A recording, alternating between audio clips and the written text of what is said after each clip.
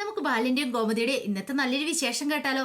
അങ്ങനെ ഇന്നത്തെ വിശേഷത്തില് കല്യാണത്തിലുള്ള ഒരുക്കങ്ങളൊക്കെ പൂർത്തിയായി. ഈ സമയത്ത് മണ്ഡപത്തില് ഗോമതി ബാലനും കൂടെ നിൽക്കുകയാണ്. ബാലൻ ഗോമതിയോട് ചോദിച്ചു, അല്ല ഇന്ത്യ അവരെയൊക്കെ എന്തിയേ? ശ്രീദേവി മിത്ര മീനാക്ഷി അവരെയൊക്കെ എന്തിയെ? അവരൊന്നും കാണുന്നില്ലോ എന്ന് പറയാണ്. അതെ, അവരെന്തോ സർപ്രൈസ് ഒരുക്കിയിട്ടുണ്ട്, അവരെല്ലാം ധർമ്മന്റെ അടുത്തുണ്ടെന്ന് പറയണം. സർപ്രൈസോ? എന്ത് സർപ്രൈസോ? എന്തോ പാട്ടും ഡാൻസും ഒക്കെ ഉണ്ടെന്ന് പറയണം. അങ്ങനെ ഇത്തിരി കഴിഞ്ഞു കഴിഞ്ഞപ്പോഴത്തേനും ധർമ്മനെ അങ്ങോട്ട് കൊണ്ടുവരുവാണ് മണ്ഡപത്തിലേക്ക്. അപ്പൊ നല്ല അടിപൊളി ഡാൻസ് ഒക്കെയാണ്. മീനാക്ഷിയും മിത്രയും ഹാരിനും എല്ലാവരും ഉണ്ട്.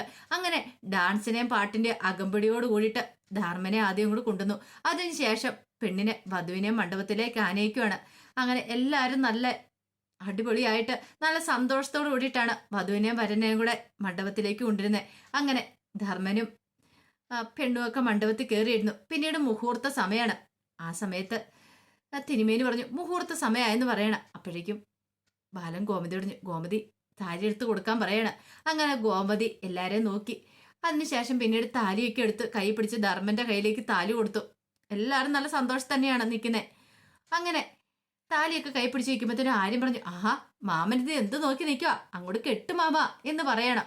അത് കേട്ട് കഴിഞ്ഞപ്പോൾ ധർമ്മൻ അങ്ങനെ വധുവിന്റെ കഴുത്തിൽ താലി കെട്ടാനായിട്ട് അങ്ങോട്ട് പോണ സമയത്താണ് നിർത്തുന്നൊരു ശബ്ദം കേട്ടെ. എല്ലാവരും ഒരു നിമിഷം ഞെട്ടിത്തെരിച്ച് ഇന്ന് നിൽക്കുവാണ്.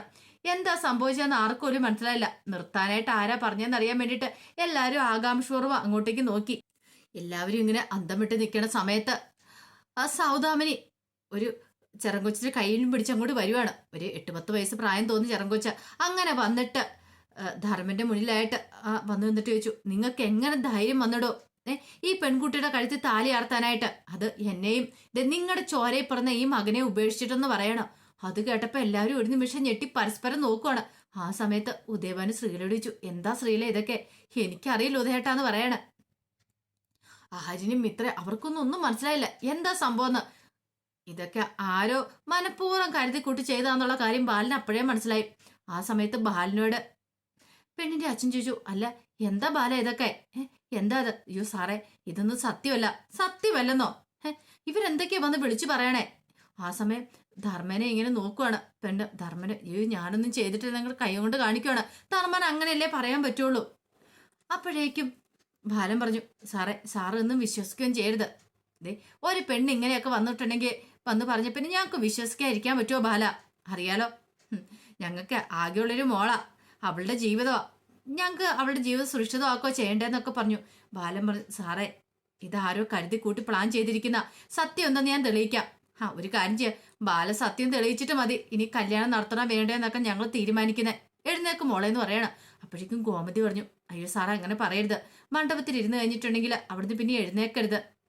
കല്യാണം നടക്കാതെ എഴുന്നേക്കരുത്. അത് ശരിയാകത്തില്ല സാറേ. ഈ കല്യാണം നടക്കാതെ പോവരുത്. എൻ്റെ ധർമ്മന്റെ പ്രതീക്ഷകളൊന്നും തകർക്കരുതെന്നൊക്കെ പറഞ്ഞ് ഗോമതിയൊക്കെ അപേക്ഷിക്കുവാണ്. ഈ സമയത്ത് അവളും ആ ചെക്കനും കൂടെ അവിടെ തന്നെ നിൽക്കുവാണ്. അവർ പോകാൻ കൂട്ടാക്കുന്നില്ല. അപ്പോഴേക്കും അയാൾ പറഞ്ഞു, ദേ ഒരു കാര്യം ഞാൻ പറഞ്ഞേക്കാം ബാല, എന്നെ ചതിക്കാനാ നിങ്ങളുടെ പ്ലാനെങ്കിലുണ്ടല്ലോ. അയ്യോ എന്റെ ധർമ്മൻ അങ്ങനെയുള്ള ഒരുത്തനെ അല്ല, അറിയാലോ സാറേ. അവന് കട വീട് ഇതിനപ്പുറം വേറെ ഒന്നുമില്ല. അല്ലാതെ അവനിങ്ങനെ ഒരു കൂട്ടുകെട്ടോ കാര്യങ്ങളൊന്നും ഇല്ലാത്ത, ഇതാരോ മനഃപൂർവ്വം ചെയ്യുന്ന കാര്യമാണ്. അങ്ങനെയാണെ തെളിയിക്കുവാണെങ്കിൽ ബാലിന് കൊള്ളാം. അല്ലെങ്കിൽ ഉണ്ടല്ലോ. അപ്പോഴേക്കും പെണ്ണ് പെട്ടെന്ന് മണ്ഡപത്തിൽ നിന്ന് അങ്ങോട്ട് എഴുന്നേറ്റു. ആ സമയത്ത് എല്ലാവരും ഒന്ന് ഞെട്ടിപ്പോയി. ശ്രീദേവി പറഞ്ഞു, ചേച്ചി പ്ലീസ് ചേച്ചി എഴുന്നേറ്റ് പോവരുതെന്ന് പറയാണ്. മീനാക്ഷി പറഞ്ഞു, ഇതാരോ കരുതി കൂടി ചതച്ചേക്കുന്ന കല്യാണം മുടക്കാനായിട്ട്, അല്ലാതെ വേറൊന്നുമല്ല.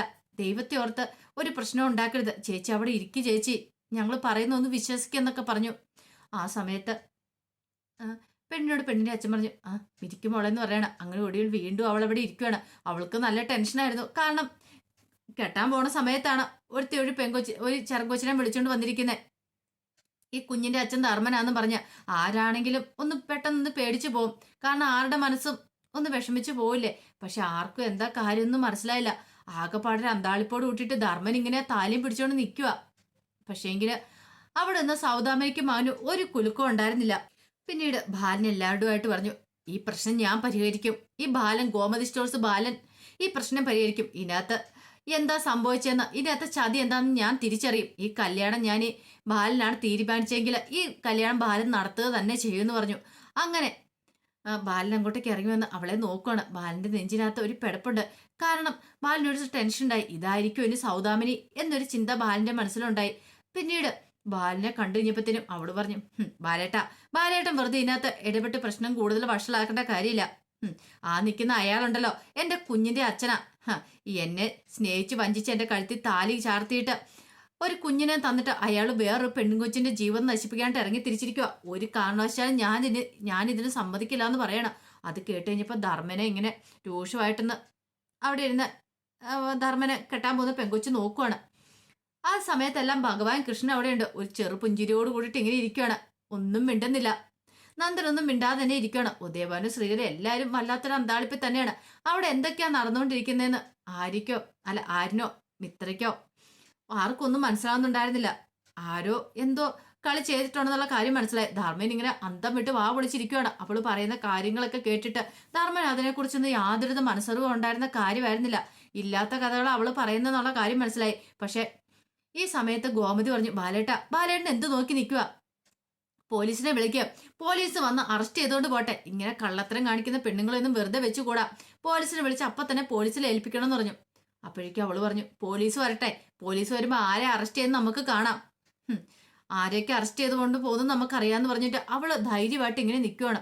അതോടെ കേട്ട് കഴിഞ്ഞപ്പത്തിന് ബാലിന് വീണ്ടും ടെൻഷനായി. ദൈവമേ, ഈ സൗദാമിനിയാണോ എന്നൊരു ചിന്ത. ഈ സൗദാമിനി ആരാ എന്താന്നും അറിയത്തില്ല ബാക്കി ആർക്കും. പക്ഷെ ബാലിന്റെ മനസ്സിലൊരു ടെൻഷനുണ്ട്. പിന്നീട് ബാലിന് അവളുടെ മുന്നിലേക്ക് വന്നിട്ട് ചോദിച്ചു, അല്ല നീ എന്തൊക്കെയാ കൊച്ചെ പറയണേ? ധർമ്മൻ നിന്റെ കഴുത്തിൽ താലി ചാർത്തിയെന്നോ? അതെ, താലി ചാർത്തോ മാത്രമല്ല, ധർമ്മന്റെ ചോരയെ പറഞ്ഞ കുഞ്ഞാ ഇതെന്ന് പറയണം.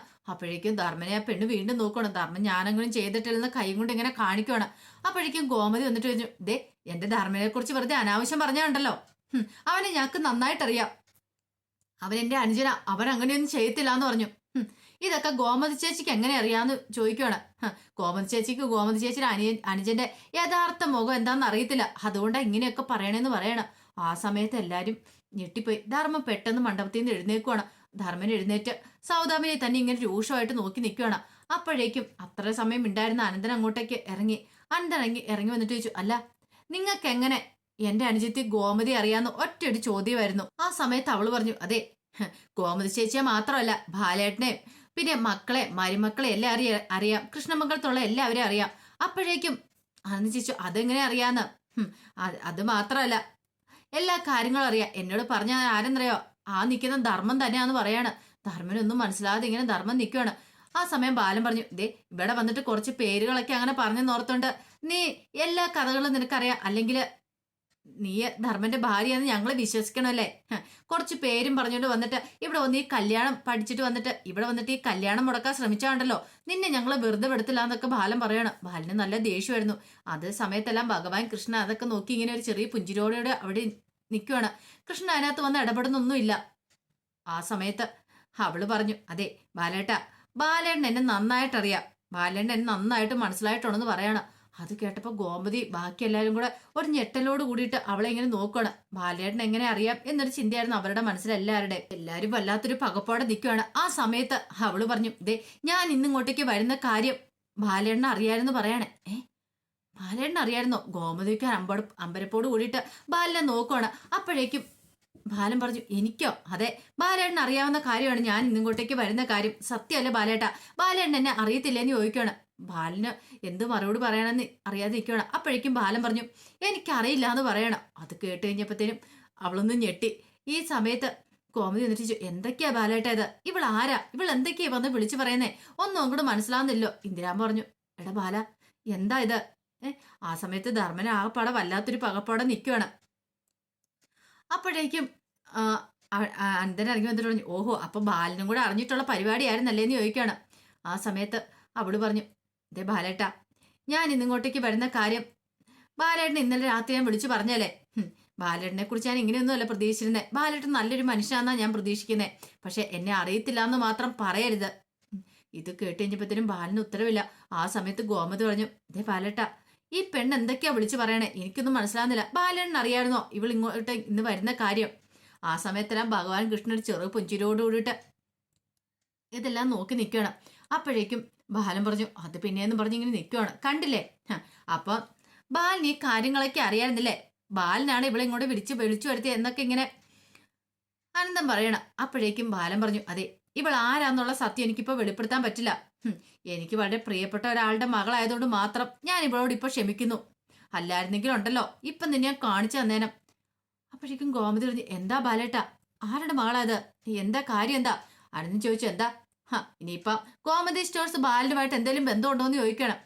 അത് കേട്ടിഞ്ഞിപ്പോ അവള് അനന്തിനോട് പറഞ്ഞു, ഇതേ വെറുതെ അനാവശ്യം പറയരുത്. ബാലേട്ടൻ ഞാനും തമ്മിൽ ഒരു ബന്ധമില്ല. പക്ഷെ ആ നിൽക്കുന്ന ധർമ്മൻ ഉണ്ടല്ലോ, ധർമ്മൻ എന്റെ ഭർത്താവാണ്. ഈ നിൽക്കുന്ന കുഞ്ഞ് ധർമ്മന്റെ കുഞ്ഞാന്ന് പറയണം. അത് കേട്ട് കഴിഞ്ഞപ്പത്തേനും ബാലന് സഹിച്ചില്ല. ബാലൻ പറഞ്ഞു, വെറുതെ അനാവശ്യം പറയരുത്. ഉം. ഒരു കാര്യം ഞാൻ പറഞ്ഞേക്കാം, ഇവിടെ ഒന്ന് ഇങ്ങനെയൊക്കെ പറയുന്ന നിന്നോട് ആരാ പറഞ്ഞേ? എന്നോട് ആരും പറഞ്ഞിട്ടൊന്നുമില്ല. അങ്ങനെയാണെങ്കിൽ ധർമ്മം നിങ്ങളുടെ ഭർത്താവാന്നുള്ളതിന് എന്താ തെളിവെന്ന് ചോദിക്കണം. അത് കേട്ട് കഴിഞ്ഞപ്പോൾ അവരുടെ കഴുത്തിൽ കിടക്കുന്ന താലി ഉയർത്തി കാണിച്ചിട്ട് പറഞ്ഞു, ഇതാണ് ഏറ്റവും വലിയ തെളിവെന്ന് പറയണം. അത് കേട്ടതും എല്ലാവരും ഒരു ഞെട്ടിപ്പായിച്ച് ഇങ്ങനെ അവളെ നോക്കുവാണ്. അതുപോലെ തന്നെ ധർമ്മനും ഒന്നും അറിയത്തില്ലെന്ന് പറഞ്ഞ് കൈമലർത്തി നിൽക്കുവാണ്. അതിന്റെ സത്യാവസ്ഥ എന്താണെന്നും അറിയത്തില്ല. ഒരു പക്ഷേങ്കിൽ ബാലൻ എന്തൊക്കെയോ കാര്യങ്ങൾ അറിയാം. പക്ഷെ ബാലൻ അതൊന്നും പറയാനായിട്ട് കൂട്ടാക്കുന്നില്ല. അപ്പൊ അതിന്റെ വിശേഷങ്ങളൊക്കെയാ നമ്മൾ കാണുന്നത്. ആ വിശേഷങ്ങൾക്കായി നമുക്ക് എല്ലാവർക്കും കാത്തിരിക്കാട്ടോ. ഒരിക്കൽ കൂടി എല്ലാവർക്കും ശുഭദിനം നേർന്നുകൊണ്ട് നിർത്തുന്നു.